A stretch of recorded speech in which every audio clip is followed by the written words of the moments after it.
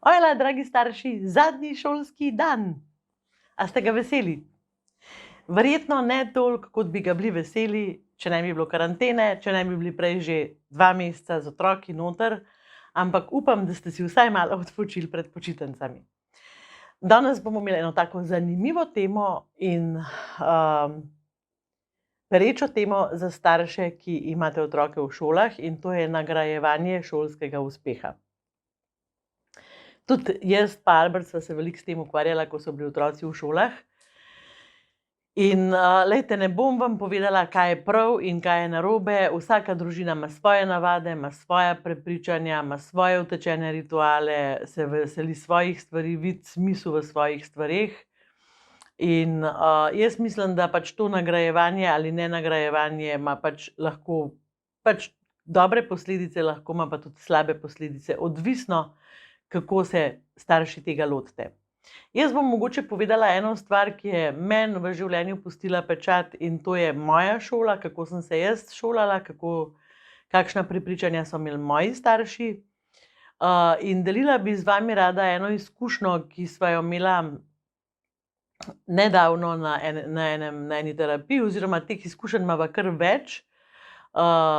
V bistvu bi vam rada pokazala, kdaj je to nagrajevanje lahko nevarno, kdaj lahko v bistvu prinese neke slabe občutke v družini.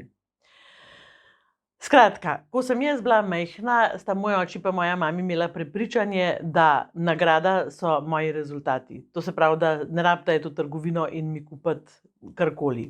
To je tako. Če sem jaz odlična, sem pač super zadovoljna, če nisem odlična, sem prav dobra, sem malo manj zadovoljna, če imam še slabše rezultate, sem verjetno zelo nezadovoljna. In to je moja nagrada. Potem je bila pa še ena druga stvar. Dovolila sta mi, jaz sem seveda šparala svoj denar od rojstnih dnevov, pa ker sem kaj pomagala, kje pa tako. Ampak ta denar, ker sem bila majhna, je bil pač seveda v varstvu mojih staršev in oni so se odločili, kdaj lahko jaz kaj kupim in a lahko tisto kupim. Nisem mogla reči, sej moj denar, lahko kupim, kar hočem. Ni šlo tako, Ko si danes recimo zelo majhni otroci kupujejo zelo dobre mobitele, ker rečejo, sej to je moj denar, kaj mi pa moraš. Vi ste poglavar, vi ste varuh tega denarja. In tudi varuh otroka, seveda. To se pravi, pazite, kaj si kup. Enemu majhnemu otroku sigurno ne bi pustili, da si kupi liter šnopsa. Mobitel si pa recimo lahko, kaj je glih tako navaren, če ga ne zna uporabljati. Ampak sem šla ven s teme, pejmo nazaj. Skratka, dovolila sta mi, da si kupim kakšno stvar, in spomnim se, da sem si na tak način kupila ponikolo, spomnim se, da sem si kupila na tak način kotalke, spomnim se, da sem si kupila na tak način neke natikačke enkrat. Skratka, stvari, ki sem si jih želela, ker sem hotela jih imeti, sta mi takrat dovolila, da sama sebi kupim v bistvu darilo. In pravzaprav mi je to nekaj zelo pri srcu, A veste, da sam s sabo praznuješ nek svoj rezultat. To sem jima hvaležna za to. Tako da jaz pa Albert tudi v bistvu za konec šolskega leta običajno, nisva kupovala daril, so pa tudi otroci lahko kupili kakšna kolesa ali pa take stvari, ki so jih prišparali. Zdaj pa zgodba, kdaj je lahko to nagrajevanje v bistvu, kdaj lahko povzroči slabe občutke. Zelo fajn je recimo otrokom, ki se rodijo, tako da zelo hitro vidijo svoj smisel in svoje veselje. Kaj jih veseli, kaj je njihov talent.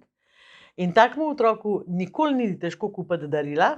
Tak otrok je uspešnejši, zato ker ima svoje cilje, ker ve, kaj si želi in kam gre, in se tudi lažje uči. In tudi vidi se v prihodnosti, in zaradi tega pač izpade kot, koliko je on priden. Potem imate pa še enega otroka, ki je malo izgubljen, ker ne ve, kaj ga veseli, ki tudi ne kaže zelo izrazito kakšnega talenta. In ta otrok nikoli ne bo tak, kot je prvi, ki sem ga opisala. In kaj mi starši delamo? Enemu otroku kupimo darilo, ker je bil priden. drugemu pa rečemo, lej, potrud se, tako kot se trudi on. In potem boš ti tudi dobil. In kaj se tukaj zgodi? Vi otroka, ki se ne znajde, ki ne ve, kaj bi počel, primerjate z otrokom, ki mu je popolnoma jasno, kaj so njegovi talenti in kam gre. In ta otrok, to se pravi, če rečemo, da je Blaž talentiran, Miha pa ni talentiran, a ne? Miha se bo ves čas počutil, da ne more doseči tega, kar vi od njega pričakujete, in se bo celo življenje trudil, da ustreže vašim pričakovanjem, namesto da bi se ukvarjal s tem, kaj bi on sploh rad, kaj so njegovi talenti, da bi raziskoval sebe. In tukaj je nagrajevanje uspeha lahko zelo zaviralno, zato ker ti otroci, jaz sem bila recimo tudi med temi otroki, nisem sicer bila nagrajevana za konec šolskega leta, ampak nasploh sem velikokrat slišala, ko boš ti toliko pridna kot tvoja sestra, a ne? Se bo pa nekaj zgodilo. Skratka, primerjana za mene nedosegljivim, zaradi tega, ker ona ni enaka kot jaz, ona ni ista kot jaz. Midve sva danes obedve uspešne, vsaka na svojem področju. Ampak jaz sem do tega prišla po drugi poti, kot je prišla ona. In ja, mogoče zgleda, kot da sem se bolj mučila in bolj matrala, ampak še vseeno tega ne vem, ne? Zato ker ona je bila res skozi pridna in je imela pač lepe ocene, same desetke in tako naprej. In zato se je mogla verjetno tudi matrati in truditi. Ampak kar vam hočem povedati je, jaz sem v bistvu nekje v obdobju najstništva obupala in mi je postalo vseeno. Ko so mi rekli, ko boš ti tako kot ona, sem si jaz rekla, nočem biti tako kot ona, ne bom nikoli tako kot ona. Ni mi bilo vredno se sploh več truditi, a ne, ustreči njihovim pričakovanjem. In jaz sem svoje starše zaradi tega zelo velikokrat razočarala, ker so imeli drugačna pričakovanja.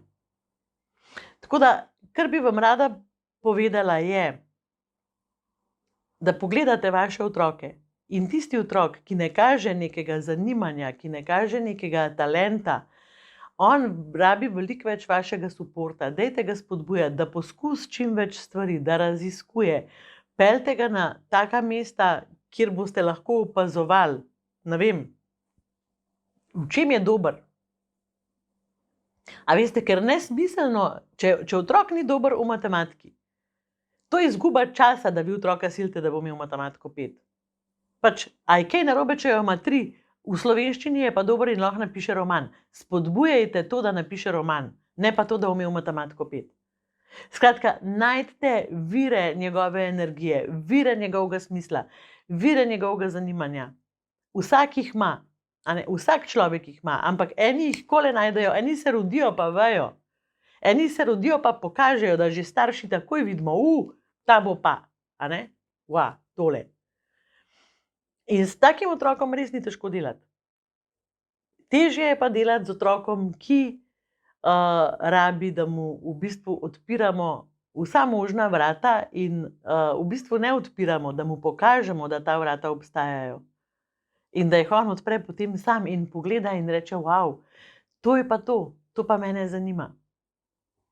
Tako da ja, toliko o nagrajevanju, o kupovanju raznih stvari za zadnji šolski dan. Jaz recimo sem absolutno zelo proti, da se kupuje otrokom za zadnji šolski dan tole.